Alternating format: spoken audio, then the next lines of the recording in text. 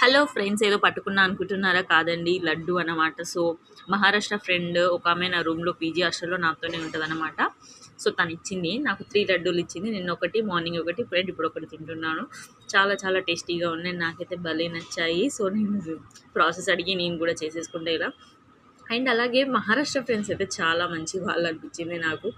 ఎందుకంటే చాలా తొందరగా పరిచయం అయ్యారు. సో నాకు తెలుగు లాంగ్వేజ్ ఒకటే వచ్చు, హిందీ రాదు. సో నేను ముంబైకి వచ్చానని చెప్పాను కదా.